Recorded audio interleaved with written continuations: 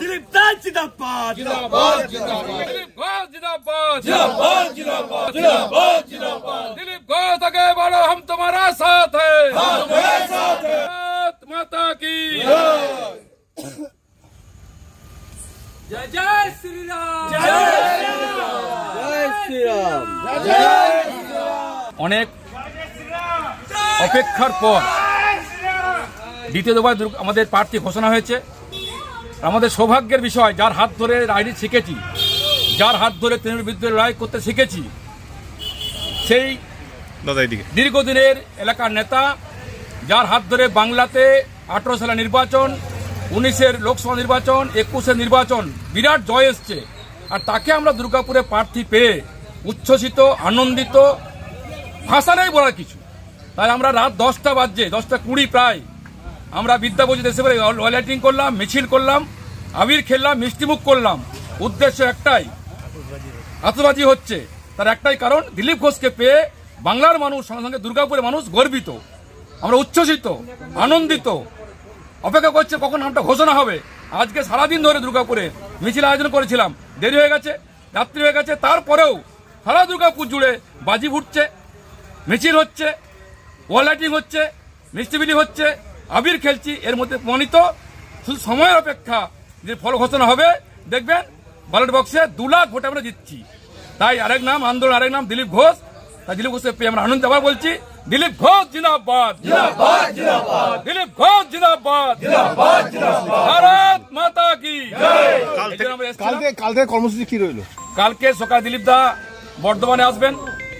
বর্ধমান থেকে যেহেতু দলীয় উৎসব আছে, তাই অন্য কোনো কার্যক্রম না করে দিলীপ দা নিজে বলেছেন যে বর্ধমান, গলসি, আমাদের বুধ, পানাগড়, দুর্গাপুর সারাউন্ডিং পুরো এলাকাতে কাল তিনি সমস্ত মানুষের সঙ্গে দলীয় উৎসবে মিলিত হবেন, কমিটির সঙ্গে, সাধারণ মানুষের সঙ্গে। আগামী কর্মসূচি পর ঘোষণা হবে। আপনার নাম দাদা? লক্ষণ ঘড়ুই, বিধায়ক, দুর্গাপুর পশ্চিম, রাজ্য সম্পাদক।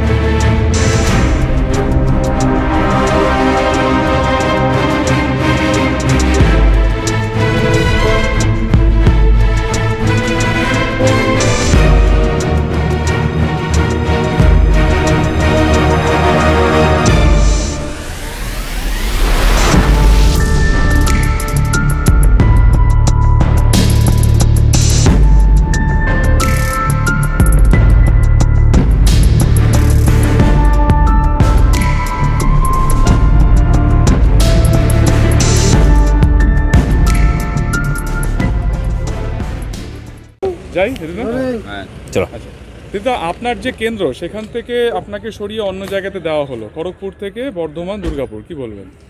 কার কেন্দ্র কোথায়? যেখানে আমি লড়বো সেটাই আমার কেন্দ্র, আর সেখান থেকেই জিতবো। পার্টি এটা জানে, তাই পার্টির প্রয়োজনে ওখানে আমি গেছি। তাও যে কেন্দ্রে আপনি সারা বছর পড়ে থাকেন, যেখানে যান, মানুষের পাশে থাকেন, সেখান থেকে আপরুট করে দেওয়া হলো। আমি দেখুন, ভারতীয় জনতা পার্টিকে পশ্চিমবাংলায় গ্রামে গঞ্জে নিয়ে গেছি। পার্টি আমাকে নির্বাচন লড়তে বলেছে, আমি লড়েছি, যেখানে বলেছি সেখানে লড়েছি। এখন যেখানে বলছি সেখানে লড়ছি। আজকে সারা পশ্চিমবাংলায় যে কোনো আসনে আমরা জিততে পারি, আর সেটা দেখিয়েছি করে। এবারও তাই হবে। তাই পার্টি যখন যাকে মনে হয়েছে যেখানে প্রজেক্ট করার দেওয়ার, সেখানে বলেছে। আর সমস্ত কর্মীরা, সমস্ত প্রার্থীরা নরেন্দ্র মোদীকে প্রাইম মিনিস্টার বানাবার জন্য লড়াই করবেন। আমার মনে হয় পশ্চিমবাংলার জনতাও সেদিকে তাকিয়ে আছে, আর বিজেপিকে জেতাবার জন্য। পরিমিত আমার বাড়িতে কালকে এসেছিল প্রণাম করতে, আশীর্বাদ নিতে, ওখানকার ব্যাপারে জানতে, কথাবার্তা হয়ে গেছে। আমার তরফে দ্বিতীয় প্রশ্ন, সেটা হচ্ছে যে যারা সদ্য বিজেপিতে এলো, তার মধ্যে অর্জুন সিং একবার গিয়ে এসে ফের এলেন, তাপস রায়, তাদের পছন্দ মতন টিকিট পেয়ে গেলেন, এই ব্যাপারটা কীভাবে দেখছেন? আমি জানি না কার পছন্দে কে টিকিট পেয়েছে, আমি পার্টির পছন্দে পেয়েছি, এটুকু বলতে পারি। দিলীপদা, মানে সন্দেশখালীর প্রতিবাদী মুখ রেখা পাত্র, তাকে প্রার্থী করা হয়েছে, এটা কি প্রতিবাদের পুরস্কার নাকি একটা দলিতকে তুলে নিয়ে এসে? সবই আছে, ওখানে ট্রাইবাল ভোট আছে, ওখানকার আদিবাসীরা খুবই লাঞ্ছিত হয়েছেন।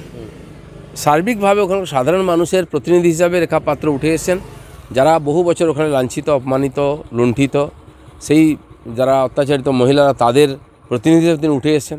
আমার মনে হয় বসিরহাটের মানুষ যে অত্যাচার সহ্য করছেন তার প্রতিবাদ হিসাবে রেখা পাত্রকে জেতাবেন। চলো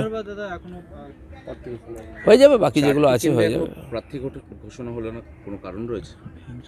কারণ তো কিছু না কিছু আছে, আর ডাউন হওয়ার শেষে ভোট আছে, আমাদের আর 1.5 মাস পরে ভোট, সেটা আগে আগে হয়ে যাচ্ছে। যেখানে সুটেবল প্রার্থী হয়তো পাননি এখনও, যাকে যোগ্য মনে হবে জিততে পারে, তো পার্টি দেখে নিচ্ছে। এখনও অনেক লোক আসছেন, অনেক নাম আসছে, চর্চা চলছে। এখনো সমস্ত প্রার্থী ঘোষণা হয়নি, কিন্তু তার আগেই রাজ্যের বিভিন্ন প্রান্তে বিজেপি কর্মীরা আক্রান্ত হচ্ছেন, রাজনৈতিক মৃত্যু পর্যন্ত হয়ে গিয়েছে। পশ্চিমবাংলায় রাজনীতি নির্বাচনে হিংসা হয় এটা সবাই জানে, তাই কেন্দ্র সরকার আগেই 100 কোম্পানি আধা সেনা পাঠিয়ে দিয়েছে, আরও আসছে।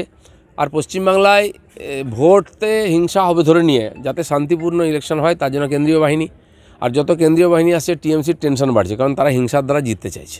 ক্যানিংয়ে তো মণ্ডল সভাপতি আক্রান্ত, তারা তো সব জায়গায় প্রার্থীরাও আক্রান্ত হতে পারে, আগেও হয়েছে, বিধানসভায় দেখেছি আমরা, লোকসভায়ও দেখেছি, আমরাও আক্রমণের শিকার হয়েছি।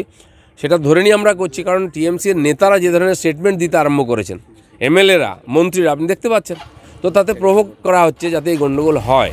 আমার মনে হয় এটাই টিএমসির পতনের বা অন্তর্জলী যাত্রার কারণ হবে। আজকে আপনি আপনার কেন্দ্রে যাচ্ছেন? আমি আজকে 10টার সময় গিয়ে শক্তিগড়ে পৌঁছবো। আমার যে লোকসভার সীমা কর্মীরা অপেক্ষা করছেন, কালকেও অপেক্ষা করেছিলেন যে আমি যাবো ভেবে রাত অবধি, তো ওখান থেকেই শুরু হবে রিসেপশন, এবং বর্ধমানে যাব। আজকে দুর্গাপুরে গিয়ে হোলি খেলবো, কালকে বর্ধমান মহারাজার দোল, বর্ধমানে কালকে দোল খেলবো, পরের দিন কর্মী বৈঠক করব, আর সম্পর্ক করে ফিরব।